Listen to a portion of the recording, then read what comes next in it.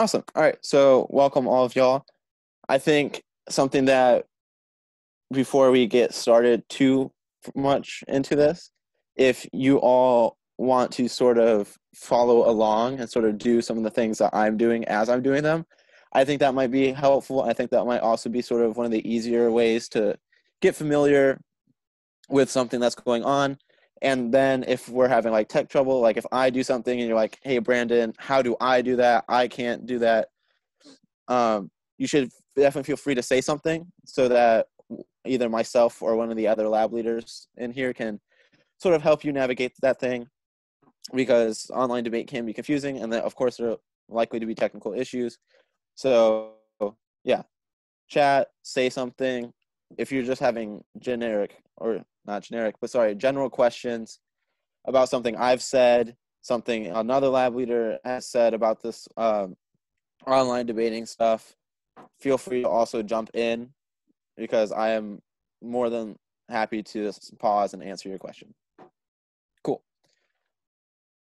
So real quick, I think the best thing to do is open up a window of your browser of choice, right? Whether or not you're using this new version of Internet Explorer that got downloaded on my computer, or you're using Chrome like a normal person.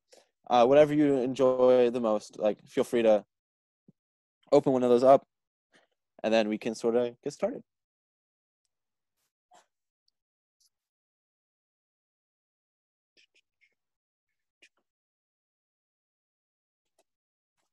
Hey, Sydney, can you enable me to screen share?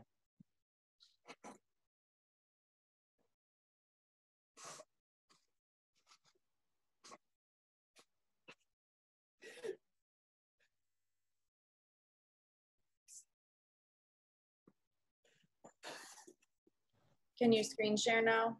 Yes, I can. Thank you. All right. So the first thing that we want to do is we want to go to tabroom.com. And you should, when you get there, pull up a page that looks very similar to this.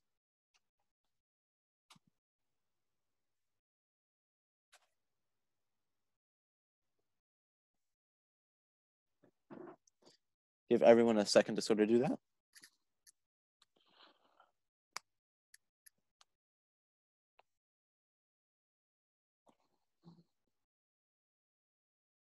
Is anyone not ready to move on from here?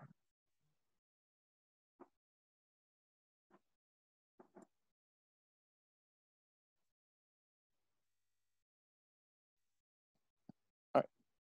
I'll take that silence as sort of where it go.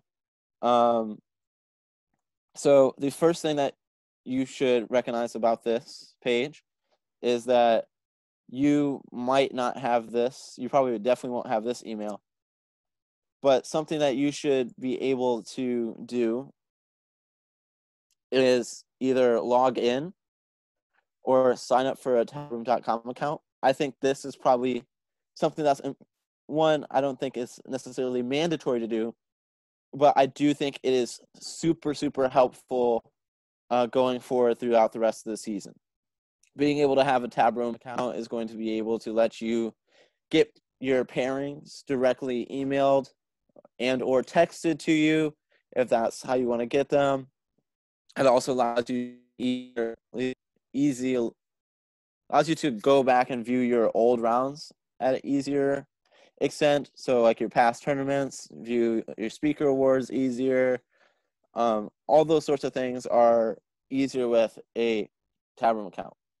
So for those of you who currently do have an account, you can hit login and you should be all set. For those of you who do not have one, we can sort of go through a sign up process real quick.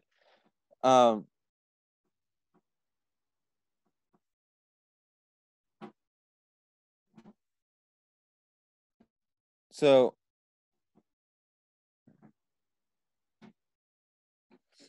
what you can do here is enter your email,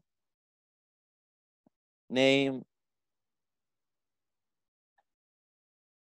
and then if you want to enter a phone number, that's how you can get your pairings texted to you.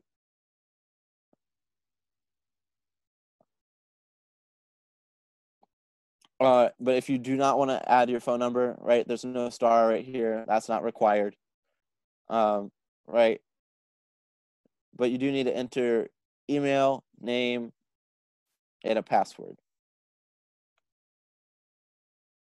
So if we can give the people that want to take a chance to sort of do that for the next maybe 2 minutes, let's get that sort of set up and done. And then if there are any questions, comments, and concerns that we have about sort of that process, feel free to let me know.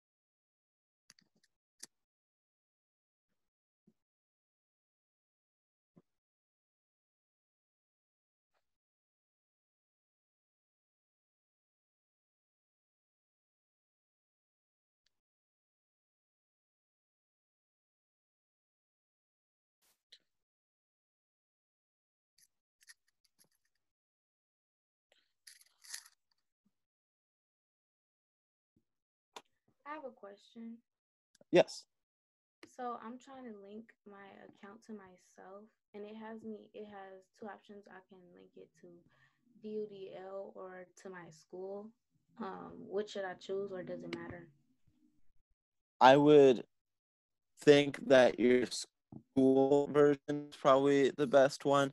If the UDL and the school have the same email, it should work for both. Okay. If they don't have the same email, you have to go through and either change the email for one of the accounts. Like if someone has like you might be registered by someone else if you've provided a different email from the one that you would normally use for like your school or for the UDL. But that can always be condensed as well. All right. Thank you.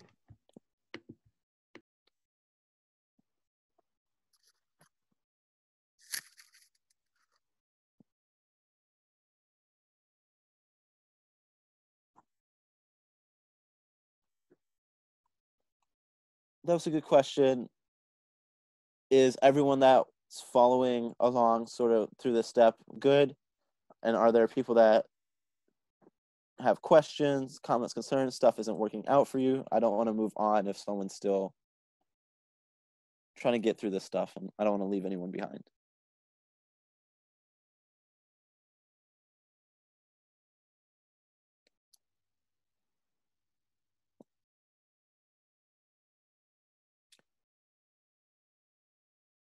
All right.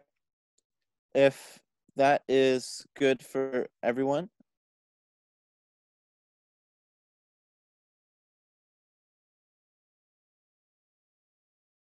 all right, if that's good, I think we are safe to move on unless someone wants to stop me. We'll continue sort of like what we shut up.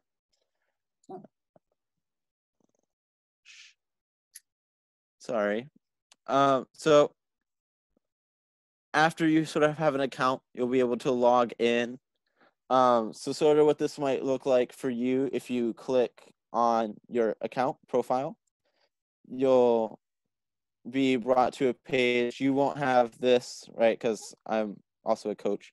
But under this competing tab, you'll have entries, right? So you'll be able to pull up all of your past tournaments that you've been registered for, and you can go in and you can look at sort of wins, losses, speaker points, all those sorts of fun things. And you'll also be able to see tournaments that are upcoming that will be up here. So for instance, you can make sure that you're registered for the Doodle 1 tournament and you would be up here. Cool. So moving on, if there are no questions, first, are there any questions about that? About what your tab room page was going to look like?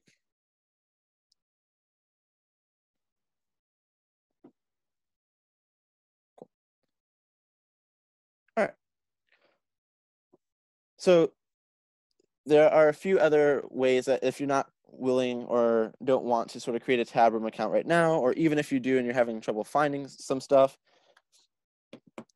this search bar up here is going to be one of your best friends. So for example, if we want to look at some of the DUDL tournaments that have happened or that you're going to be registered for, if you know the name of the tournament or you know part of the name of the tournament, you can always search that up.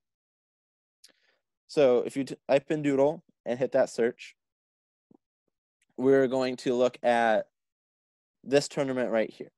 So you can either click on the name or you can hit go, and it'll bring you to the tournament page. So this page is going to be important for a few different things. The 2 and 3, 4 most important tabs for you in particular are going to be this tab as the most important, this one, this tab, and this tab. So here, you'll be able to find sort of the pairings, right? So for round 1, what side you're on, who you're debating. So you saw that I clicked on pairings and nothing came up. What you'd want to do is go over to the right-hand side under schematics, look through, and there you'll be able to sort of pick a division. So if this is your first year of debate, you would click novice. If you're in your second year or the JV division because you got moved up here, or if you're a third year plus or were moved up, you would find varsity in the open section. How did you get to the D? Oh, I think I know what you did. Never mind, I'm good. Yep. I think I know what you did. What? Let me know when you're all good and you're here with me. I don't want to move ahead without everyone here. Okay, I will. It's loading again. I got off the screen. Accident. I'm still stuck on reading. Cool. What part are you stuck on in particular? Like, it doesn't like let me log in anymore to my account. Well, I'm logged in, but like, it keeps sending me the same page again. About welcome to the tab room, new to tab or something like that. Is it something like this or? It's something different. Okay.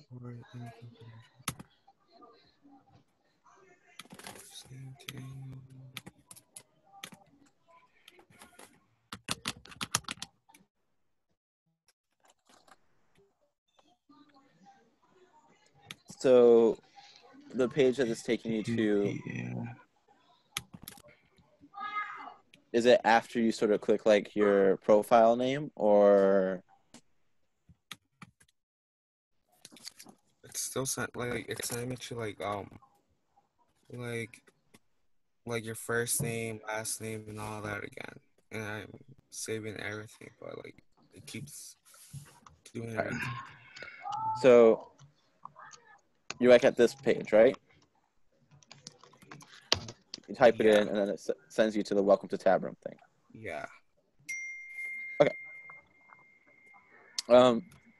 So something that I would check to see if there's no problem, check your email in case it's requiring you to verify like your tab room account.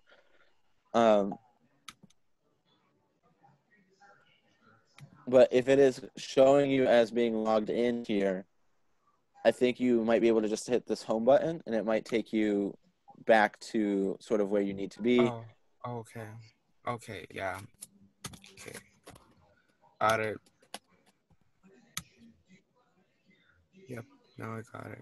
Awesome.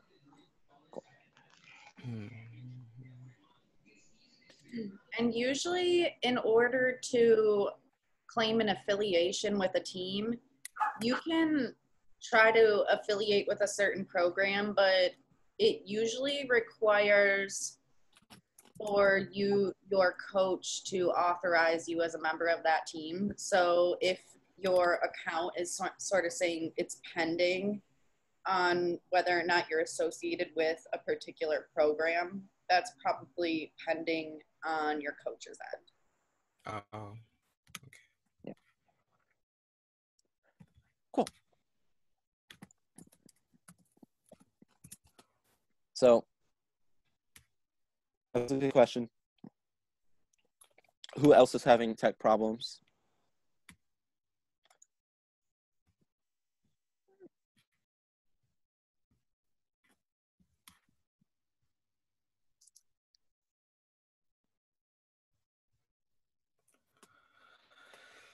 So where do I go next? Once I Cool. So yeah, what you want to do after you're sort of all together is you want to go into this search tournaments bar and search for either the full name of this tournament, the DUDL Championship, or if you want to search just, for instance, DUDL, what will come up will be sort of this page. If you either click on this name or you click go, it'll bring you to where we're at.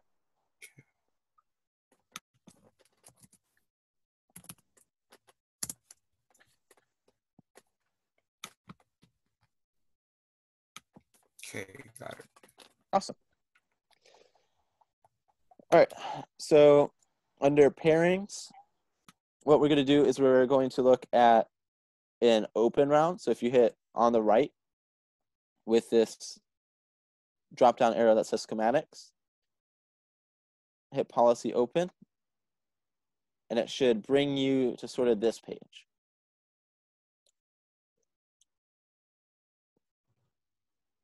So here, you'll be able to, as the tournament's going, you won't have all of this, but after a tournament's done or as the tournament progresses, you'll be able to see, like if you're on round one, you'll be able to see the round one pairings.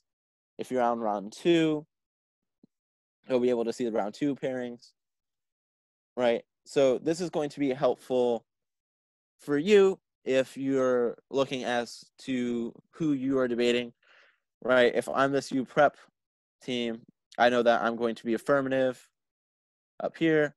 I know I'm going to be against Loyola, and I know Brandon Reynolds is my judge, right? And here, I think it's helpful too, because from this page, you can both see who you're debating and what sides you are, but also this gives you the opportunity to sort of see your judge's paradigm. For those of you who might be going into your second year, you're likely somewhat familiar with this concept that, or you might even have asked this question as to what a judge's paradigm is, like what that means is sort of what a judge's thoughts or takes on debate are, right? So certain things, like if they like particular dissents, if they dislike certain arguments, like if they think certain arguments are persuasive, not persuasive, being able to click on the judge's name. So for instance, I don't care about showing you mine, so we can click Brandon Reynolds, and it will take you to sort of his paradigm, right? Or that judge's paradigm, right? Oftentimes, there will be stuff here for email chains. There will be different sort of stuff for you to interpret. A lot of judges will usually break it down by sort of arguments, what they think, and all those sorts of fun stuff, right? You'll also be able to see how the judge votes, right? Do they, vote AF a lot more? Do they prefer neg? Are they sort of balanced? And you'll be able to see that.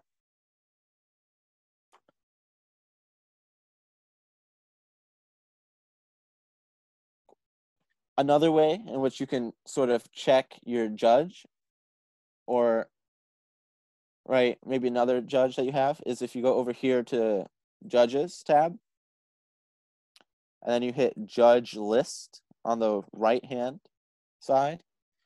It'll bring you up to all of the judges that are going to be in that tournament, right?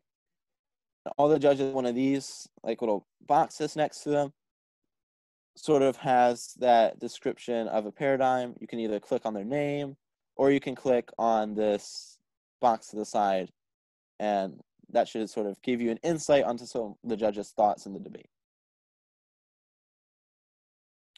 Are there questions about how to see judges? Are there questions about seeing what pairings look like?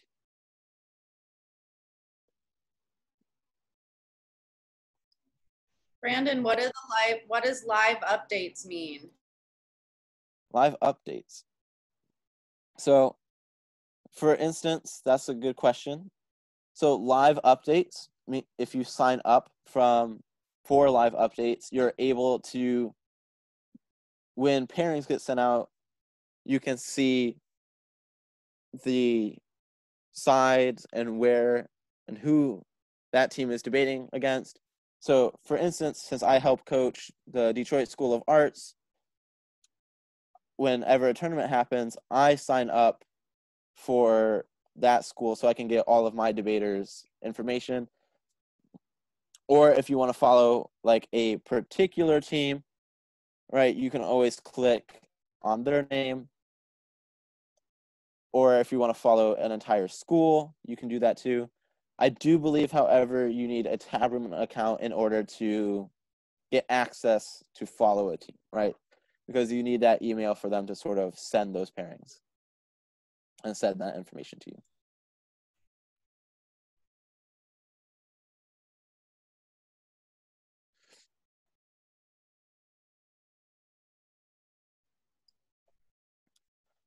As a debater, I might shy maybe a little bit away from trying to follow too many people, right? Especially if they're not your teammates or from your school, mainly just because it clutters up your inbox and you get a whole bunch of emails about everyone. And you might want to, make sure you have it a little bit more streamlined so you know sort of where your debates are going to be,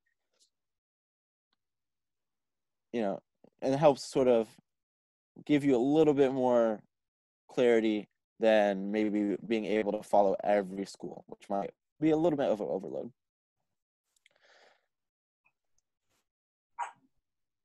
Are there questions, comments, and concerns about that? How do you get to the school's profile or follow the school? Yeah, so go to Live Updates, click the Live Updates tab. On the right-hand side, on this little area, you can hit Follow All Entries from a School. And then, right, if you see perhaps like your school, you can be like, hey, right, I'm already following Detroit School of Arts, so they would have been here. I would have clicked them, and then I would sort of get emailed updates about what their pairings are. Or if I want to follow like a specific team, like, hey, my friend's on the debate team, but they have a different partner than me. I know we're debating both in JV together, so I can click JV on this side, and then I can click that specific team. Or if your judge, coach doesn't have a Tabroom account and they're like, hey, can you let me know what my updates are going to be? Or you just want to see sort of who, a specific judge, you can also hit judges and you can click a specific judge name here. Does that answer your question? Yeah. Another really exciting tab, I think, is this last one over here called results. If you click on the results tab, you are able to see sort of how stuff turned out at this last tournament. So you can do it by division, right? Say I'm a novice, I want to see sort of how everything worked, right? I can either see sort of how the teams were ranked in the pool. I can see individual records, right? This university team won 4 rounds. This Detroit School of Arts team won 1 round, right? And you're able to sort of see what ended up happening. One of my favorite parts of this is going into the bracket part.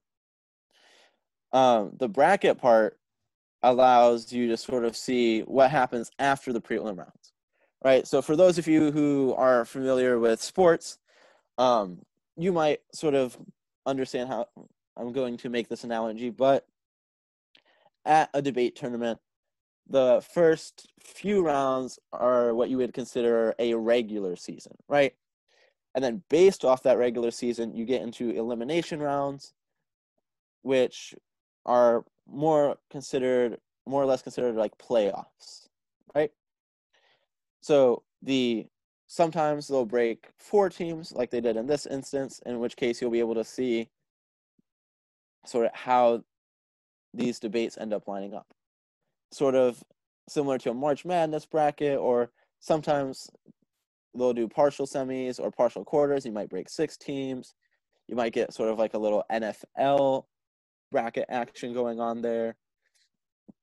And then as teams win and progress, you can sort of see how the bracket updates itself, right? This ends up getting us to the final.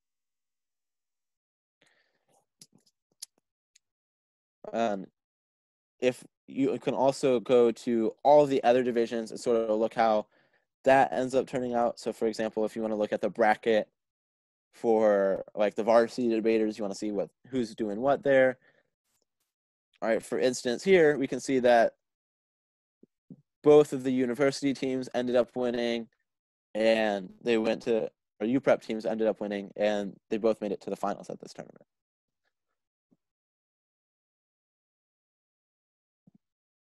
Are there questions, comments, concerns for any of sort of how to work results, live updates, pairings, judges?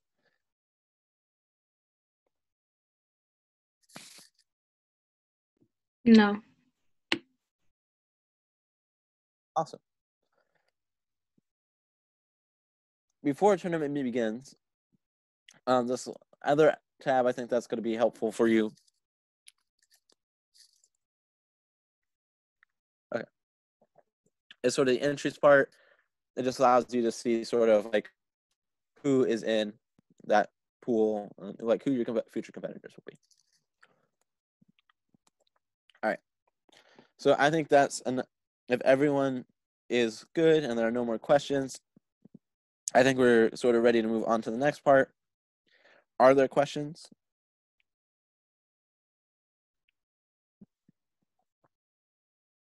Okay. So this is going to be a little weird considering we're already in the Zoom. But what is going to happen when you do get a pairings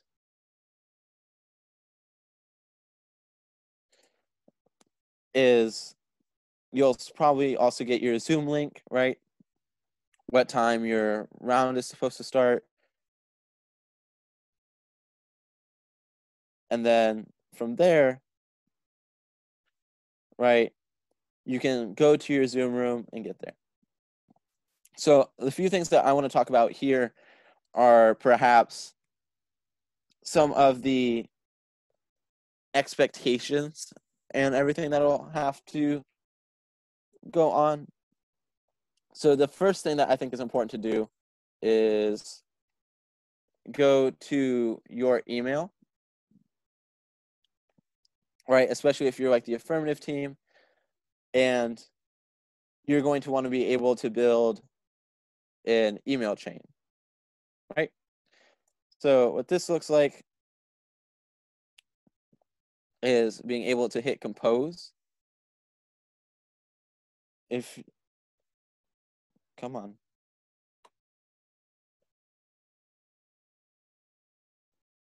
You'll compose your email and you'll be able to enter, if and when it loads, sort of all the participants in the debate that you have here. You know, for subject, you might hit like round 1, doodle 1, and then you can attach sort of your documents and your speech documents here and send that out. For those of you who are not like maybe the affirmative and who builds the email chain, right? After getting into your Zoom room, what you want to do is you want to take this little cool chat function that we have and type in your email so that other teams can get access, or so that you can get access to all the docs and that your opponents can get access to sort of your evidence as well.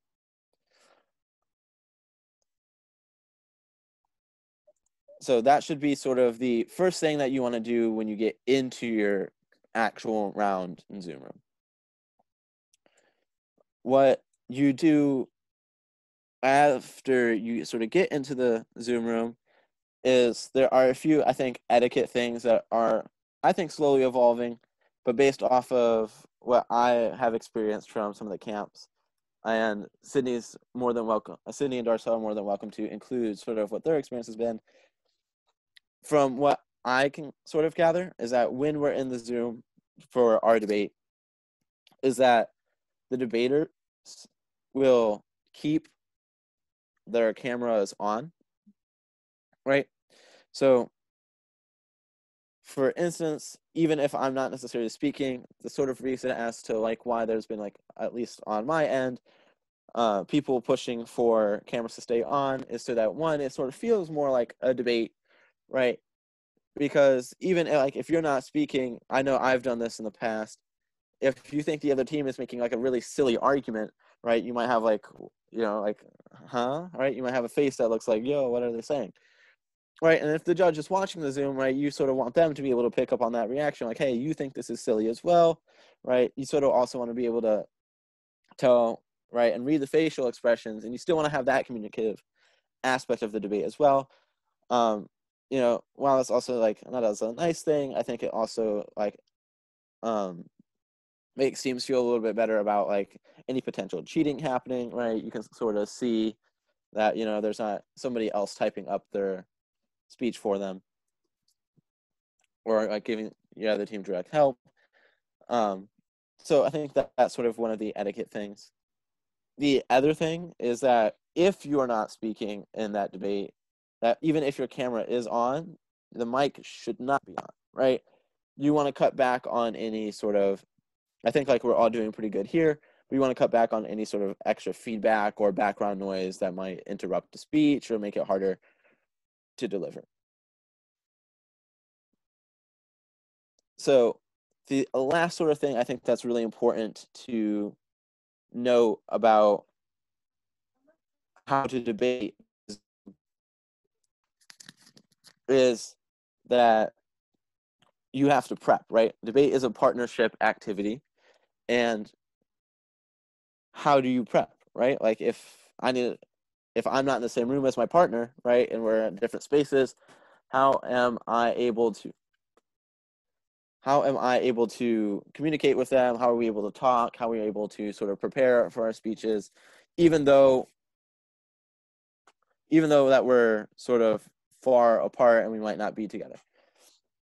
So what I recommend for this is that through whether it's GChat, if it's Discord, if it's Facebook, or a other sort of implementation, right? A phone call, whatever you want to use, have some way to at least audioly connect with your partner in a platform that's not Zoom, right?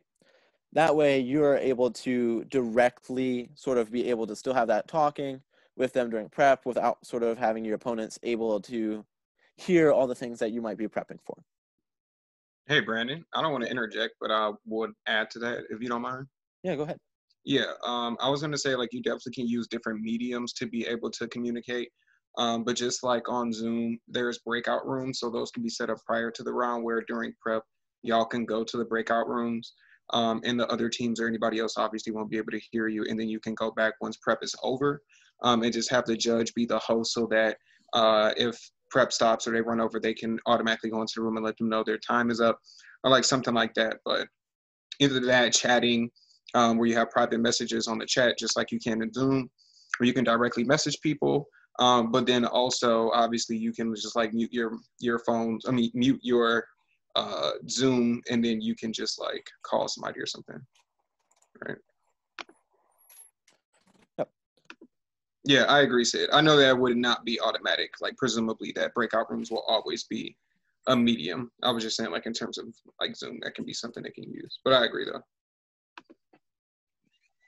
So yeah, being able that you're able to have your, so I think like the end point is that you're able to have you need to have your own space where like you and your partner can work, right? If you're fortunate enough to meet sort of with your partner or your school is allowing you to host like your debates in rooms before or during the tournament, I think like that's lucky and you maybe be able to talk to each other directly, but you definitely want to be able to communicate to just your partner during the round and have some way to do that.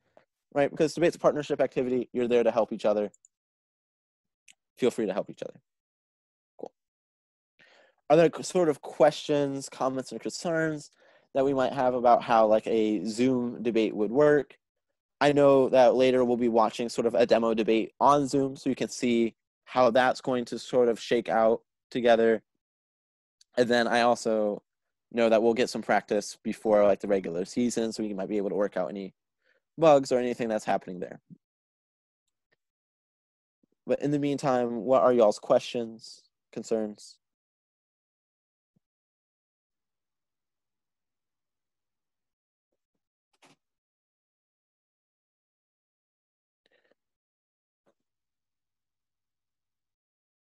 All right, cool. So we've talked about what you do before you get to the round, before the tournament. We talked about what you do once you're in the room, sort of some of the like etiquette, expectations, sort of how to like strategically go about it. The last thing I want to talk about before we get into some other stuff is what do you do in the debate, right? So one of the good things about Zoom is that you can have Zoom running and it can sort of be in the background, right? So you don't necessarily have to be looking at everyone while you're giving your speech. I think this goes back to the point that Sydney was making about having a computer being very, very helpful as far as being able to debate, being able to minimize Zoom while also keeping it running and having sort of a speech doc pulled up, right, is going to be beneficial for everyone. And being able to sort of make new documents that you don't have to screen share is also, goodbye Dropbox, is also going to be very helpful. So for example, if I'm trying to make a new speech document, if I create a new doc, that's fine. And then if I need this, for instance, being able to copy and paste stuff into a document that I would use and send out is going to be easier. I know, no, don't worry about it. So does that make sense? Right? So feel free to, like, when you're giving a speech, minimize Zoom, and you don't necessarily have to be looking at the judge, but I think being able to minimize it and still be able to use it is going to be helpful for debating.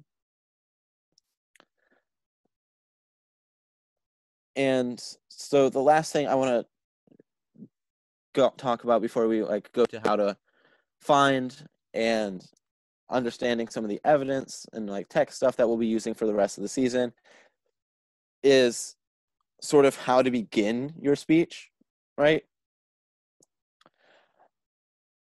For those of you who have debated in the past, how many of you have heard, like, you can give me a thumbs up or like a clap, how many of you have heard the question before a speech, is anyone not ready?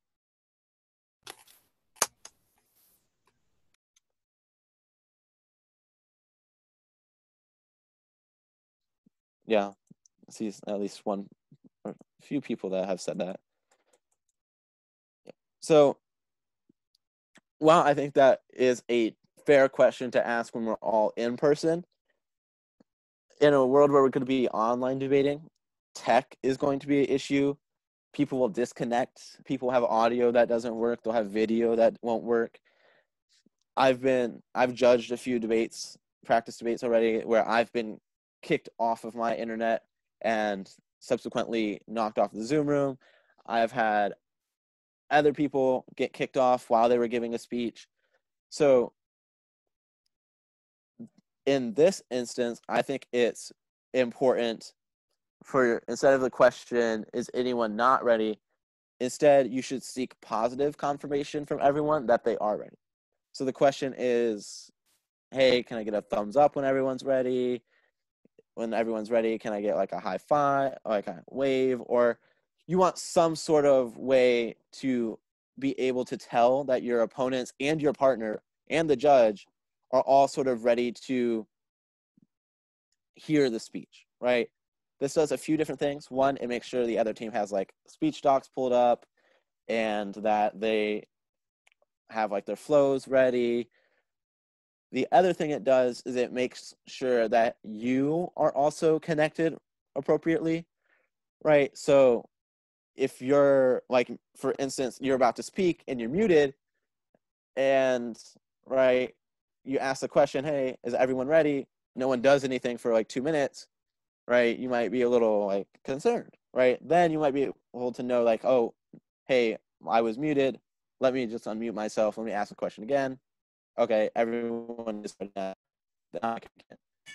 Or, right, you might just be having technical issues, in which case your mic isn't working or you're glitching out or something along those lines. And you want to be able to make sure like you can fix those before your speech.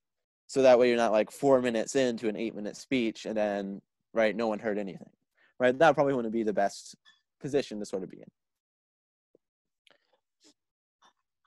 So does that make sense as to why we'd want positive confirmation from everyone to see like all the judges and competitors be like, yes, we're good, instead of just asking the question, is anyone not ready?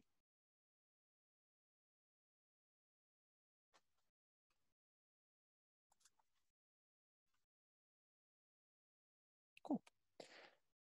All right. So that's sort of how you would want to Zoom debate, I guess, is the best way to sort of say it. Right. Many of you all will be in sort of this first wave of an online debate. So there will be some bumps. There will be some like tech errors, of course, right? I would be surprised if we went through a tournament and no one saw any tech errors at all, right? Stuff like that is likely to happen. I think the important part is just being able to sort of ride the wave and that we're making sure that everyone is sort of on the same page whenever we're doing something synchronously.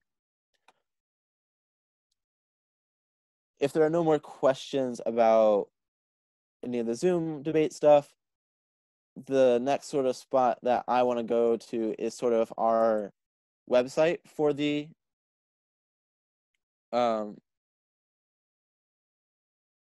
Google, our Google website for the Detroit Urban Debate League and for the camp. So here we'll be able to find evidence packets, right? So the lectures that are being given and being recorded should also be able to be posted here. There'll be a YouTube channel with all the lectures that have been given at the tournament, right? So like the topic intro lecture, the what is debate lecture, this how to online debate lecture will all be posted on this website. I believe so. Yeah. Yeah, like Sydney said, the lectures are going to take a little bit of time while they upload, but at the end of camp, throughout the rest of the season, you'll be able to find all of that stuff at this website. Brandon, can you say where the site is again? I'm sorry. Yes. It is sites.google/site Detroit DUDL. I'm going to send the link into the chat. Cool. So you can use that to go straight there. Oh, my bad. I sent that to Sydney myself, not everyone. All right, Sydney just sent it out.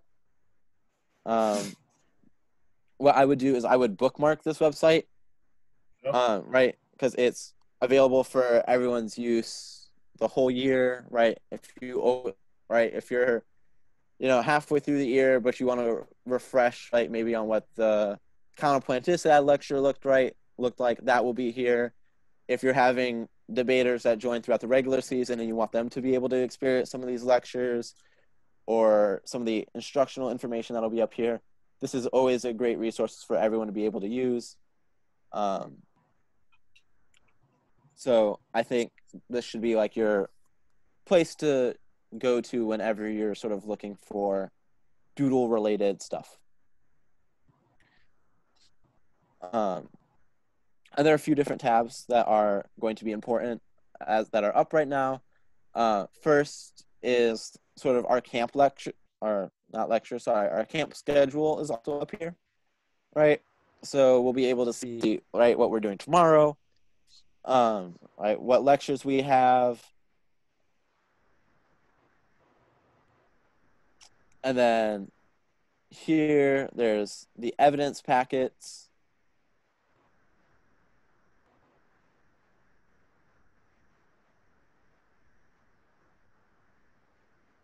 If you're looking for the National Urban Debate League resources, those are here. There's some instructional resources here.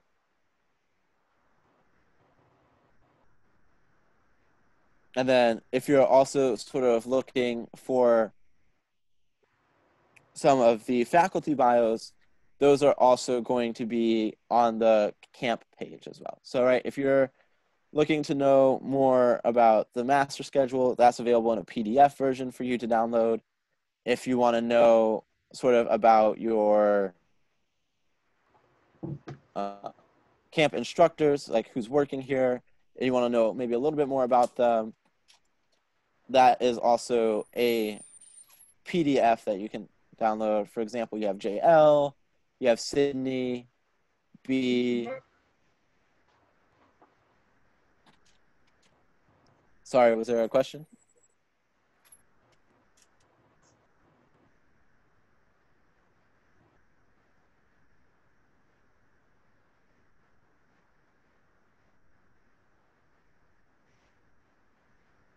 For instance, you can see sort of all the information about the people that we have working at this fine camp, right?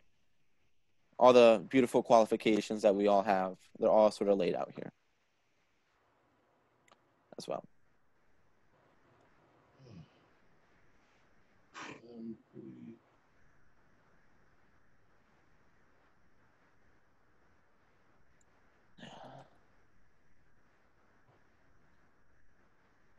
Do you have any question on the camp stuff as to what that entails?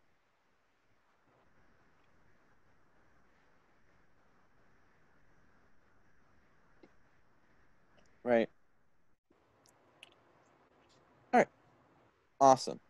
I think the next sort of thing that maybe a lot of people are looking forward to or are having questions about are the evidence packets that we're going to have for the online debates that are going to be at the end of the tournament. So all of that stuff can be found on this website as well. Right under the evidence tab, we have a few different things. We have an affirmative case file, we have a negative case file, disad, and a states CP file.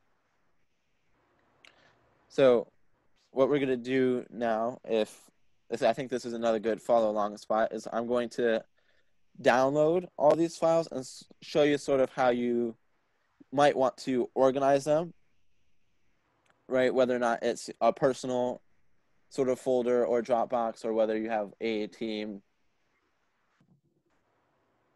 Dropbox that you want to upload everything to. So I'm going to click on these little arrows over here under the download.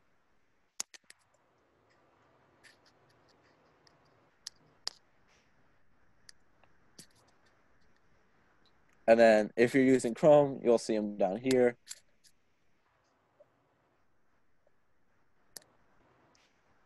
So I'm not going to open them directly from here, but if you go to your file folder tab,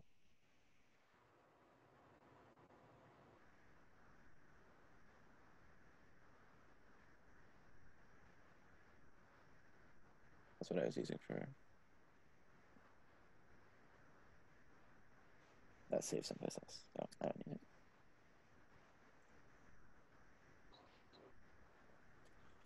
So what you're going to do is you're going to be able to go to this PC, and if you look under downloads, you'll be able to sort of see all the documents that you just had downloaded. So for example, here's the affirmative document, here's the negative case document, here's the state CP doc, and here's the elections doc. Can you hear me? Yeah. You need to change on screen share. You need to say view a different screen, because they're still seeing just the Detroit UDL site. Yeah. Which made my dog angry. All right. Can everyone see this now?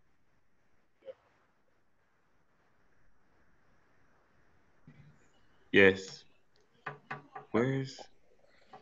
Yeah. So under your folder, right, what you're going to want to do is you're going to want to be able to go to your PC. Whatever you've downloaded off that website will be sent into this downloads folder. And you'll be able to sort of see all of these documents that you downloaded. So these 4 in particular. What I've done on my desktop is I've created a folder for the different, so this is like my debate folder for the team tub.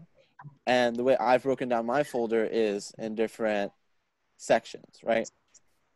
So here, right, I might either click and drag it. I could if I click it, hit Control C, I can copy it and then go directly to the folder and paste it.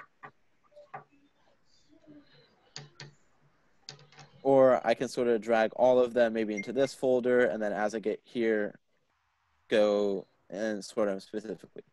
I think the best way to sort of do this for me is to take them, or that I usually use, is I take them and I drag them directly into like the little folders that they need to be, right? I do this mainly just to sort of keep my downloads clean, right? So that I know the document that I had for disads is moving directly into the disads.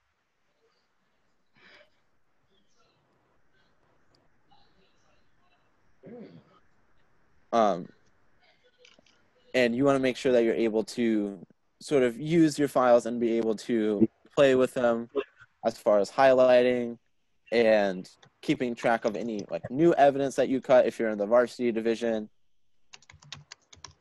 and just being able to sort of have these for yourself instead of re-downloading them all the time from that Google site is going to be a lot more helpful than about anything I could say for the files. Yes, we can put the website in there for you.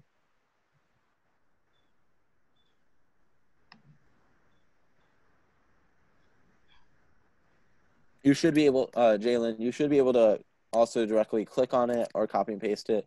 If that's still not working for you, let us know.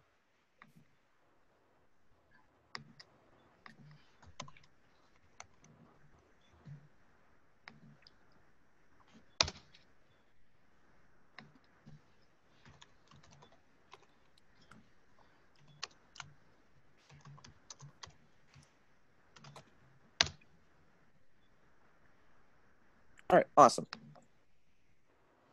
So now that we've moved and dragged all those files in there, I can go to my team tub and I can sort of directly be able to go in and see what I have, right?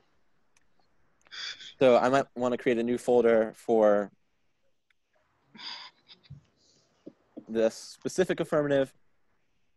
So I can move these in there together. So I have both the affirmative stuff and the case neg stuff, right?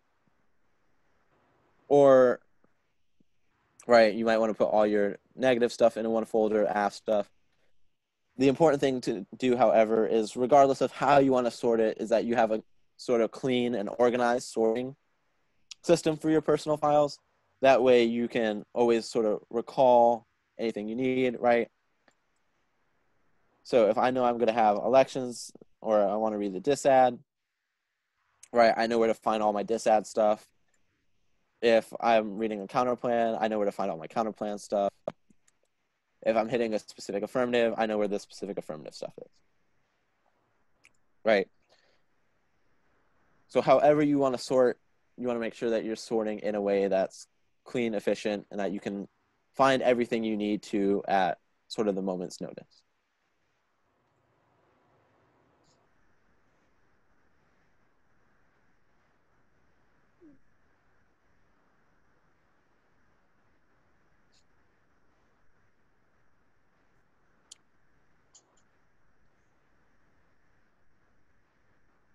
So what we're going to do now, first is I want to definitely echo what Sydney I just put in the chat.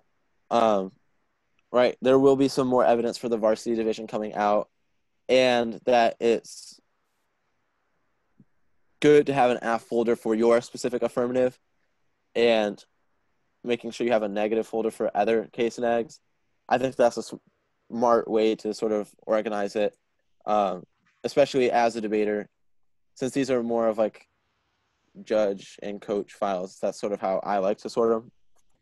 But definitely as a debater, I would recommend you have your own personal AF folder for yourself.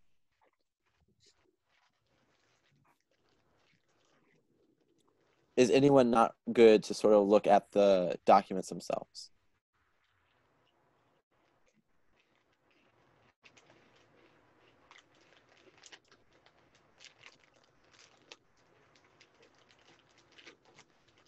All right, cool. So what we're going to do now is we're going to open up the affirmative folder for IBT.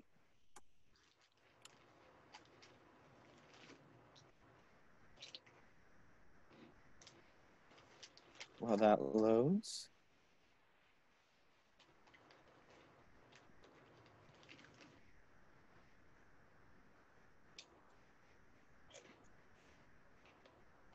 Right. So here, for the implicit bias training AF,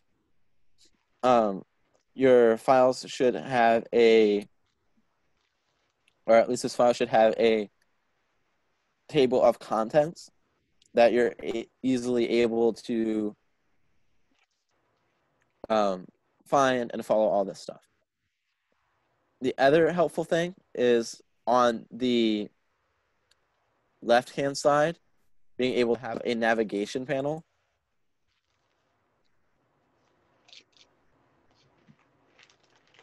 Is that you're also able to use this to jump to where you need to be. So if you're, let's say, all the way into the elections disad answers and you don't want to go up to you know, you don't want to scroll up necessarily to the table of contents. You can also use this to be like, oh, wait, there are my CP answers, and I can go there directly.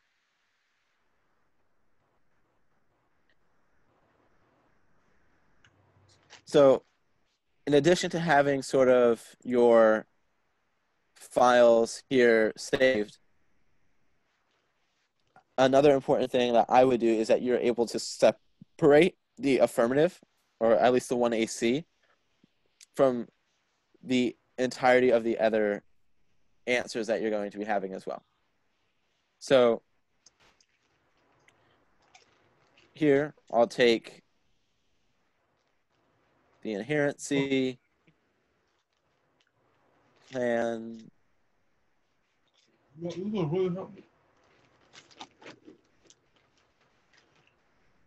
advantage 1, advantage 2. If I'm going to have time. Wait, sorry. There we go. Right. So take this, I can copy it. So either right click and hit copy, or you're able to hit Control C. And then I'm going to open up a new document.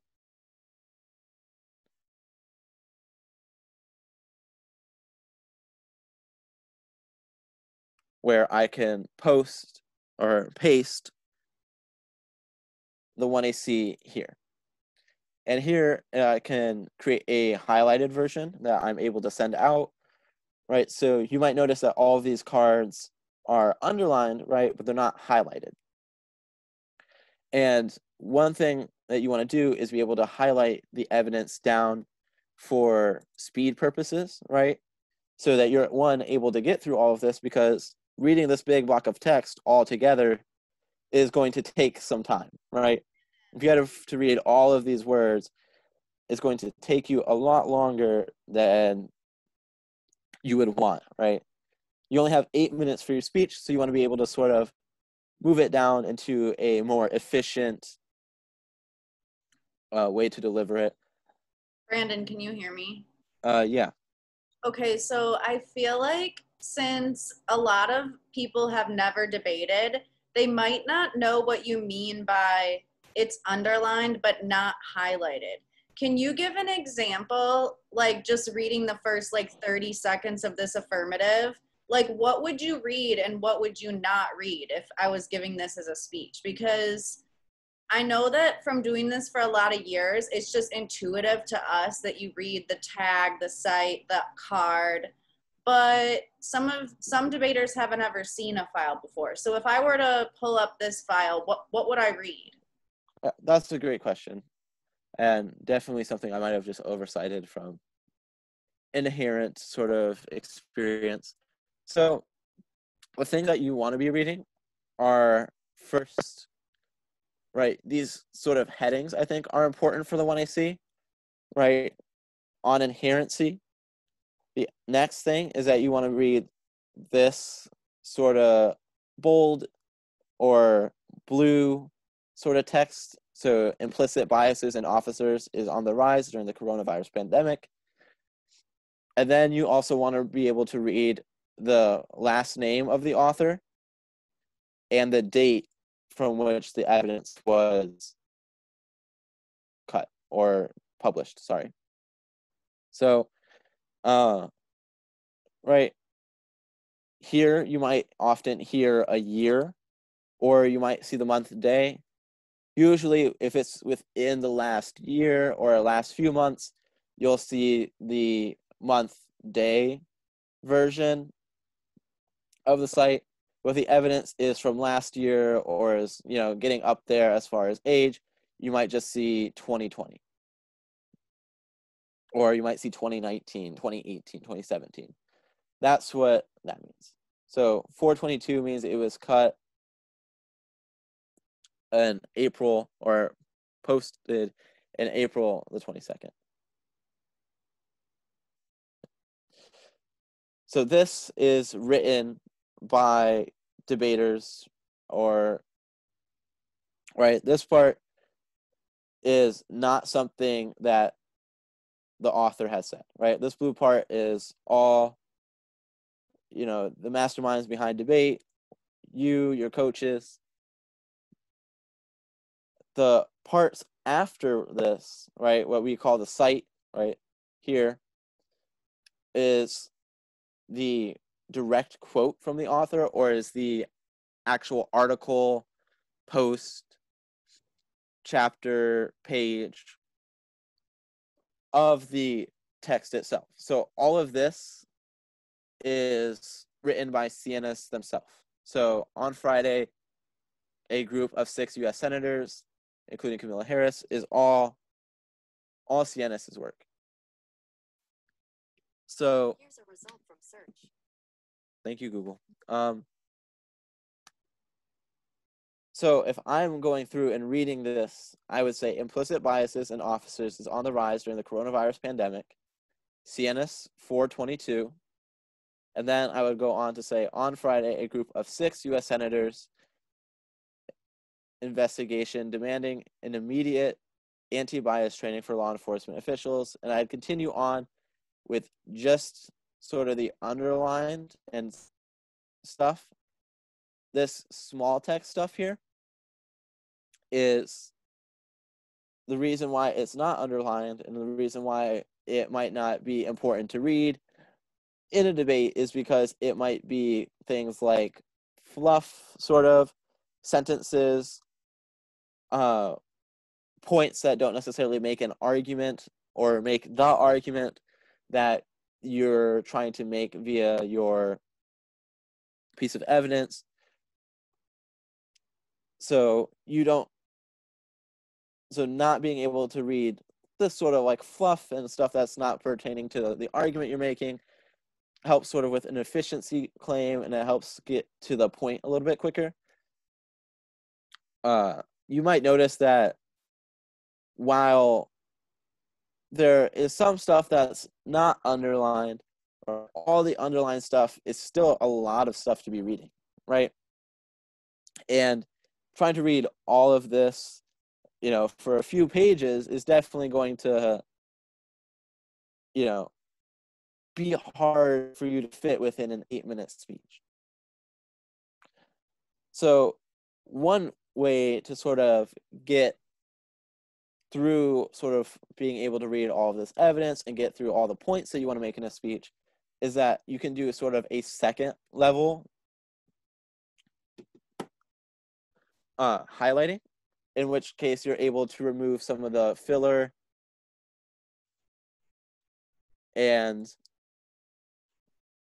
be able to highlight it down so you can only have to read the important parts. So, right, I might say a group of senators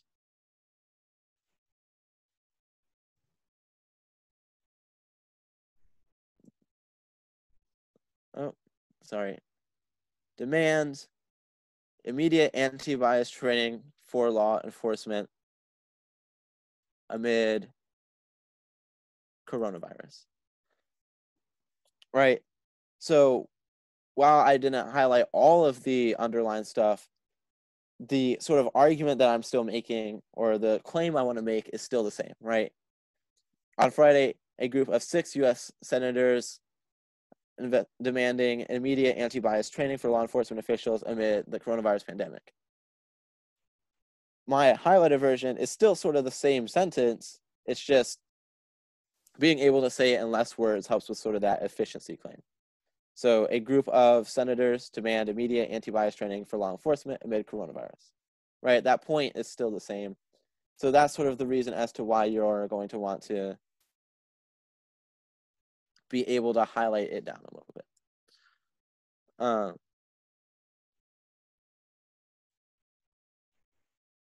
So here I might say, spurred by reports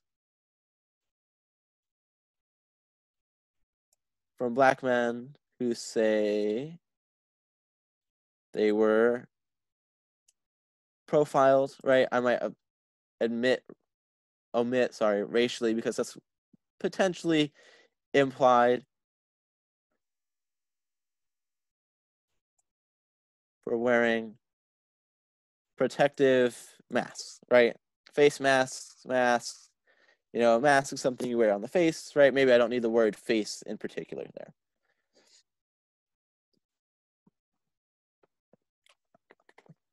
Right. In a video that went viral, you know, maybe I don't need to note that the video was viral, but, right, I might want to know that an officer in Miami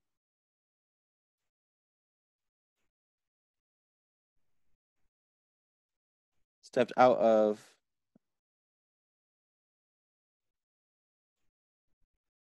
his car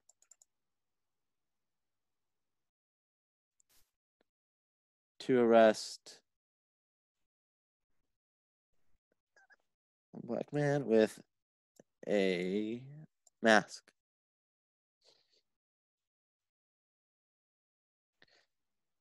And then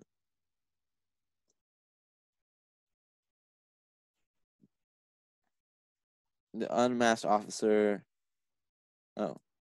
it took the unmasked officer 60 seconds to put the man in handcuffs. Right, so that might be the first example that I want to give, right? Maybe I don't need to include the details about moving items in a van filled with equipment. Maybe it's the important thing that, you know, a protective mask was being worn, sorry.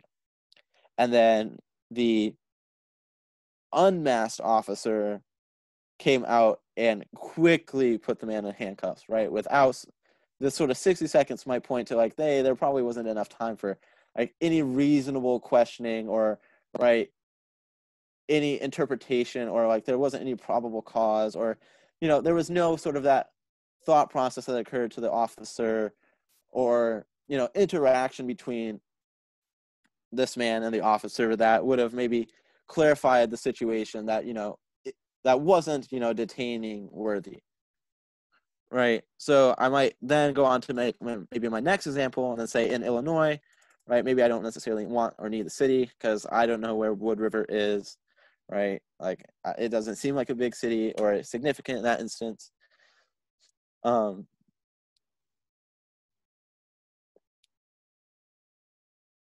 Right. Here I might include surgical masks, right? Because that's definitely going to be important. Recorded themselves being trailed by a cop. That seems like it's important to the argument that we're making up here.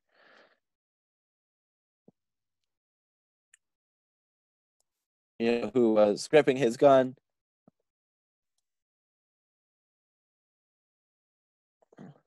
Right, maybe I don't need to have like in the Walmart in particular. So that's sort of how you want to like end up going through it. I'm going to sort of highlight the rest of this card and then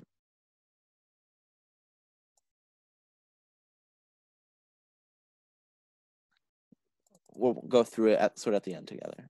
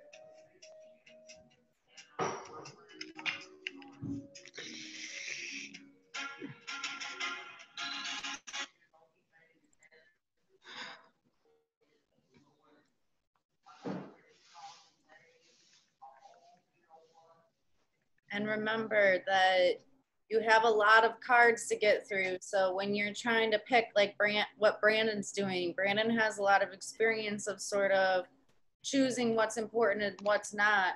But when you all go through and do this highlighting process, your first step is sort of, am I going to get through this speech with enough time? Because Brandon will demo it for you. And if he reads all of the we can time it. If you read all the underlining versus if you go through and highlight, you're going to get through at least twice as many cards.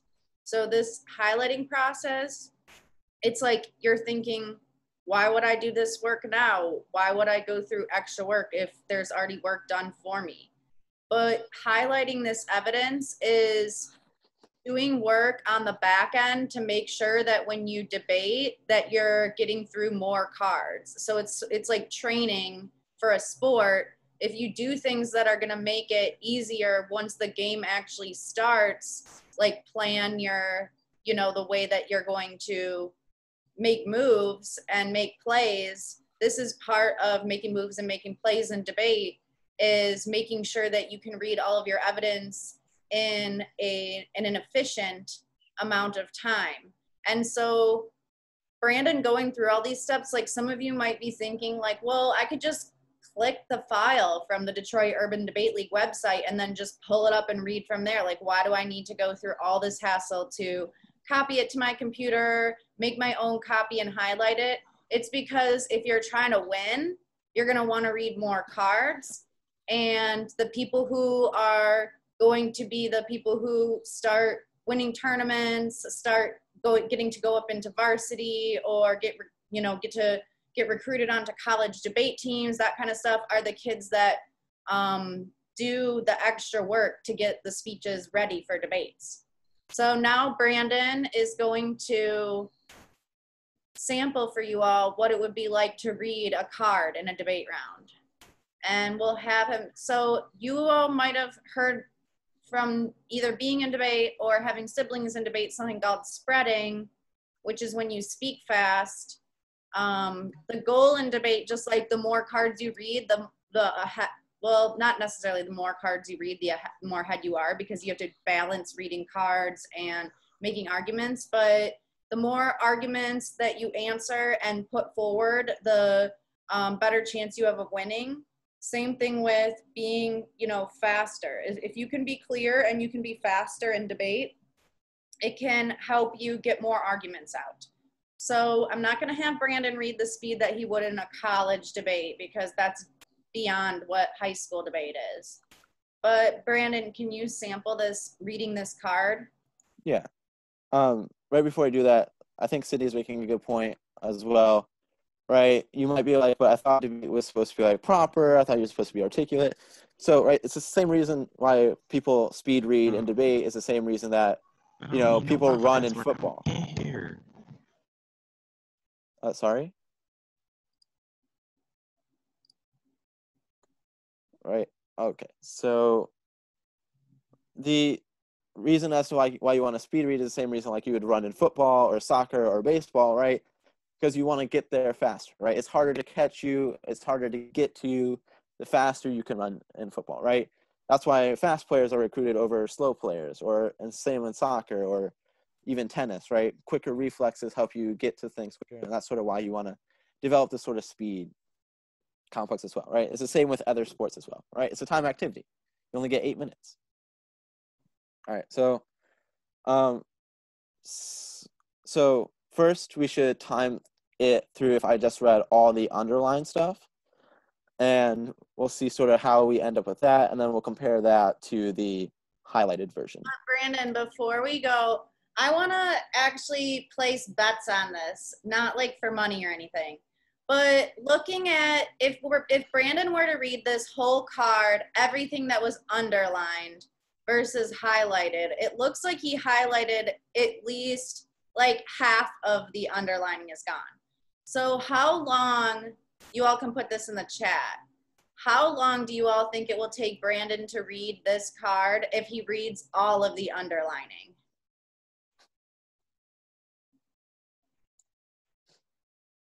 Any guesses? How long would it take Brandon to read this card if he was reading everything that was underlined? A few seconds. It's like, I'm not that fast. 2 to 3 minutes. 2 minute, 1 1 minute, 145, at least a minute. I agree. It's going to be over a minute. And you think about it, like, inherency is just establishing what is happening now. It's not even getting to. Oh, Jalen can't hear. Can't hear anyone. Well, I think there must be something wrong on your end, Jalen. You might need to, just go into Jordan's room for now. You can just. Yeah, there you go. Twin power. So, yeah, inherency is like, it's just what's wrong with the status quo, and then you still have to get to what you're going to do to fix it and how it's going to solve. So, right, you still have all of this to go. Yeah. So, I say you want to get. Brandon ideally wants to get through this card in under 1 minute. So let's see how long it would take if he didn't highlight the card. I got a timer for myself over here. All right.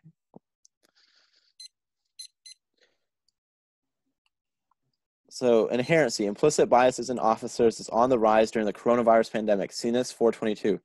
A group of senators on Friday, a group of 6 U.S. senators investigation demanding an immediate anti-bias training for law enforcement officials amid the coronavirus pandemic. The senators wrote with urgency, spurred by recent reports from Black men who say they were racially profiled for wearing protective face masks. In a video that went viral earlier this month, an officer in Miami stepped out of his squad car to arrest a Black man with a face mask, moving items near a van filled with equipment. It took the unmasked officer just over 60 seconds to put the man in handcuffs and detain him. In Wood River, Illinois, last month, 2 Black men wearing surgical masks recorded themselves being trailed by a cop who occasionally gripping his gun in a Walmart store. One of the men said that when the officer approached him, he wrongfully told them that there was a national and state order banning the wearing of face masks.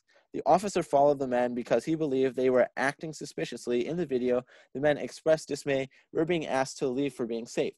A video out of Philadelphia earlier this month shows a Black man being forcibly removed from a public bus by at least 4 officers just a day after the city's transportation authority required that all riders wear face coverings while on the public buses, trolleys, and trains. These alarming reports highlight the fact that racial biases, implicit or otherwise, don't cease and in some ways are heightened by the national crisis. The truth is, Black men of this country are unfortunately all too familiar with the racial profiling. It is especially important during these difficult times that these harsh truths continue to be exposed and revealed so that we can continue to work to eradicate the bias in policing. The police targeting of Black men is a long-standing American tradition, one that has naturally incited antagonism and Black distrust of law enforcement.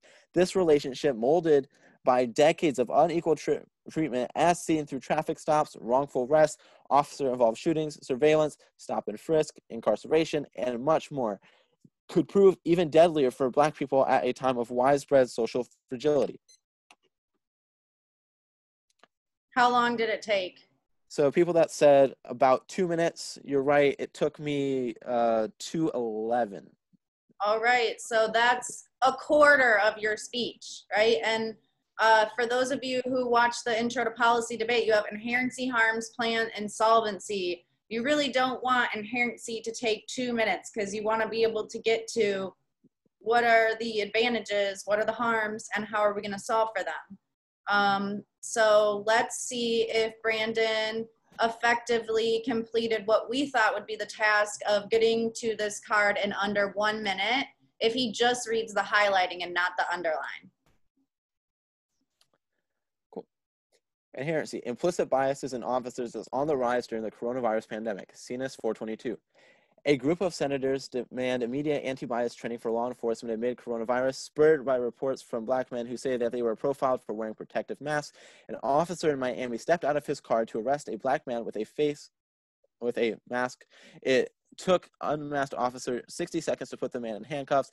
In Illinois, 2 Black men wearing surgical masks recorded themselves being trailed by a cop who, gripping his gun, he wrongfully told them that there was a national state order banning masks. Out of Philadelphia, a Black man being forcibly removed from a bus by 4 officers after the city's transportation required all riders wear face coverings. These reports highlight racial biases, and racial biases don't cease and in some ways are heightened during a national crisis. It is important that these harsh truths continue to be exposed to eradicate bias in policing. The police targeting of Black men could prove even deadlier for Black people at a time of social fragility. Yeah. You guys think he made it in under 1 minute?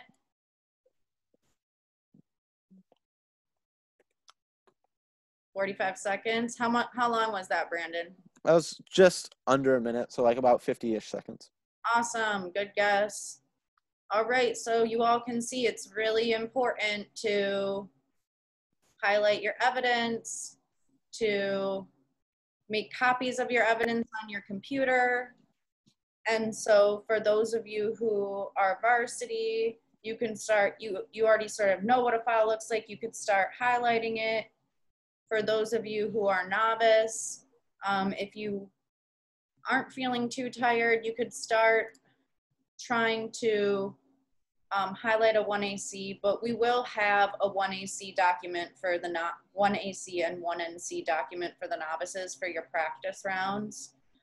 So if you want to highlight cards for practice, but if you're novice, don't stress out too much about having to have everything highlighted before your practice rounds, because we will help you all with that.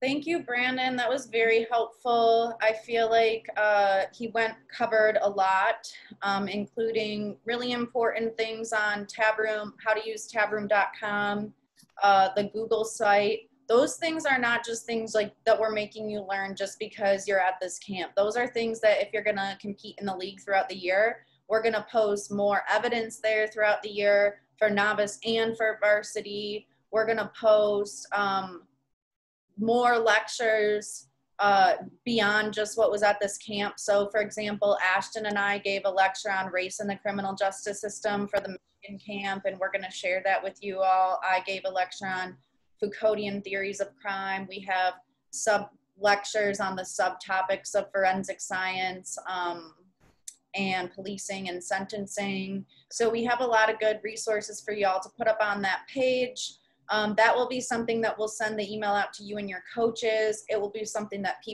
everyone in the league has access to, and not just, Brandon, can you copy and paste the link to the website? Yep. And we will send out an email reinforcing that so that you'll have it saved in your email inbox, because after we get out of this chat, you won't have access to the chat. But I recommend that you save it as a bookmark, like as a favorite, because it will be something that we'll use all year. And we'll even put like announcements or results. We'll try to duplicate. We are going to be using tabroom.com. So like for immediate pairings, we will be using tabroom.com first, but we will try to post like pairings and other important announcements and documents onto this website throughout the year. So familiarize yourself with the sites.google.com/site/DetroitUDL. I wish it wasn't that you had to put sites twice, but it just what it is. It's also Detroit UDL instead of DUDL, just because it had to be at least 6 figures. I couldn't take just DUDL. So tabroom.com, sites.google.com, and having a team tub. You don't have to call it team tub. You could just call it like debate 2020 or CJ. Like on my desktop, I have a folder for the college topic and a folder for the high school topic.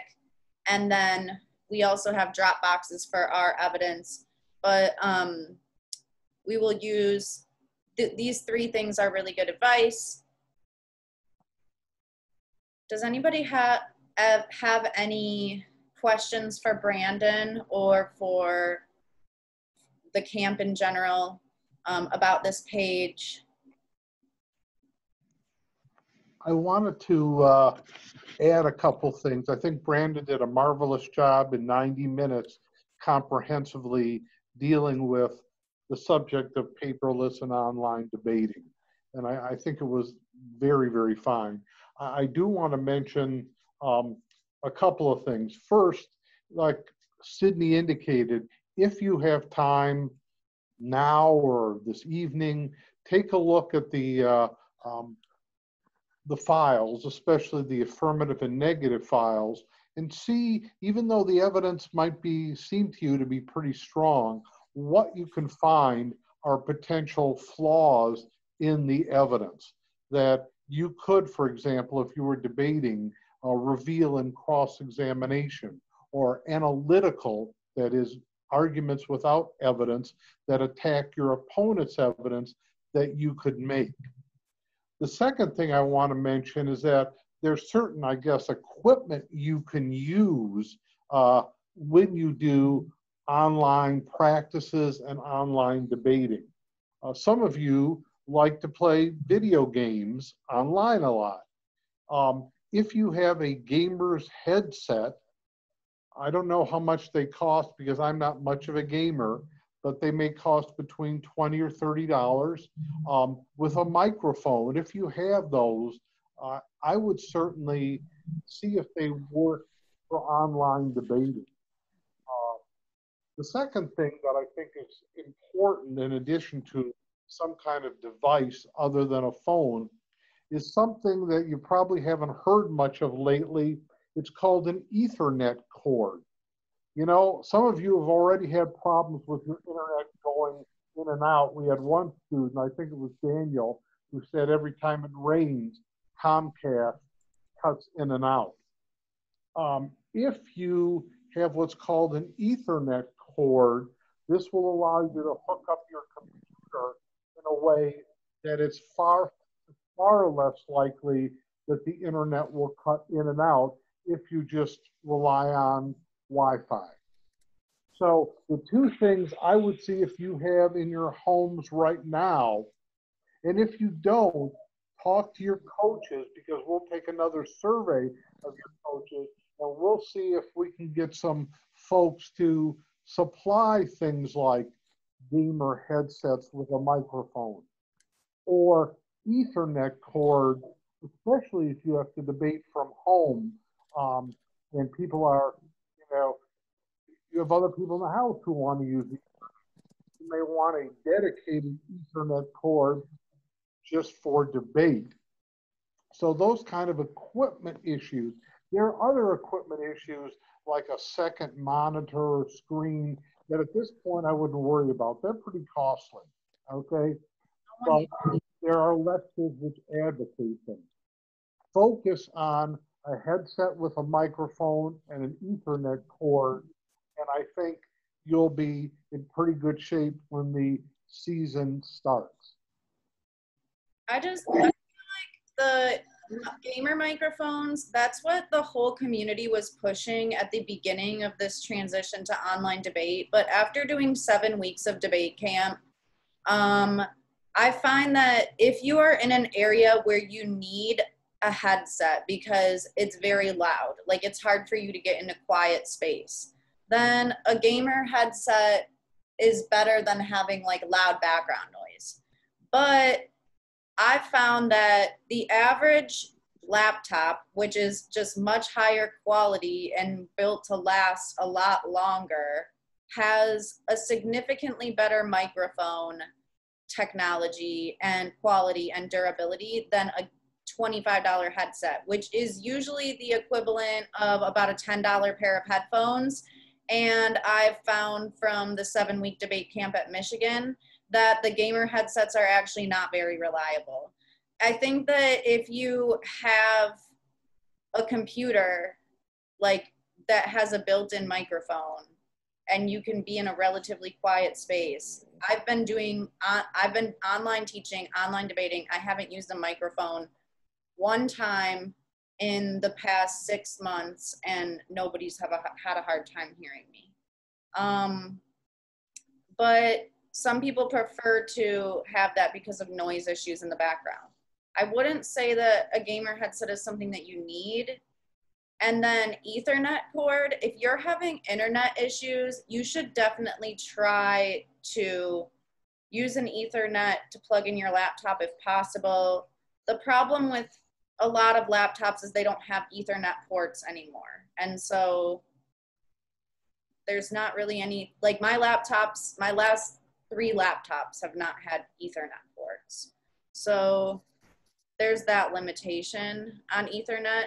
But if you have an older laptop that's having connectivity issues, it could be because your older laptop is not really equipped to be on the contemporary Wi-Fi at the speeds that Wi-Fi are. And so if your computer has an Ethernet port, which looks like an old, you all like, if it like, it looks like a landline, like what you plug into a landline. It's like a little square that pops in into your computer. If you have an Ethernet port, it will always work faster than wireless, pretty much. And so there's pretty much no risk. Like if you have an Ethernet port, you might as well use it when you're doing online debate, if that's a possibility. I second all of that, especially the comment about headsets. If you're in the Ethernet stuff, if you're wondering sort of like what sounds best, I think probably the better thing for you to do is maybe before, you know, rounds start being a thing, is that you get online with a coach or a partner or a friend or something and maybe test out some of your different mic options to see like what works and sounds the best. Right. I know Sydney hasn't necessarily needed to use any earbuds or headphones. I've been using my like 4-year-old Apple headphones in my laptop, and like those have also worked just fine. Not really, because the quality of your microphone has not been extremely stable throughout this presentation, and I would recommend not debating off of that for the season. See, that's what I mean. You have to test out your stuff with other people, right? If it's not consistent. Part of the reason that we are also doing these practice debates, and part of what will put you all ahead and people who go to camp ahead of just people who come into the season never having done a debate, is that you all will have at least one affirmative and one negative debate by the end of this camp. And we're going to tell like your judges, who are also the coaches here, to make sure that that's something that we're looking for, is like commenting on, is your technology okay for online debate? So this is just the first step to sort of acclimating you, and we don't mean to say that you should be completely 100% good to go on everything coming into the first debate. It's a process of sort of acclimating you, getting you ready. But then we understand that there's going to be still some technological hurdles as the week goes on. And this is just part of the process of figuring out what those problems are so that we can solve them. So we are going to let you all go a little bit early today. I hope that y'all learned from this lesson. We will post a copy of the recording online. And we'll also have time in lab for you all to, like tomorrow, if you all have questions after going through some of the evidence and going through the Google site, you can talk to your lab leaders tomorrow in lab about that too. So we will meet again before 11 a.m. tomorrow, and you should sign in sometime between 10:30 and 11 a.m. tomorrow. And then we will talk about cross-ex in the beginning part of tomorrow. Does anyone have any final questions before we let y'all go?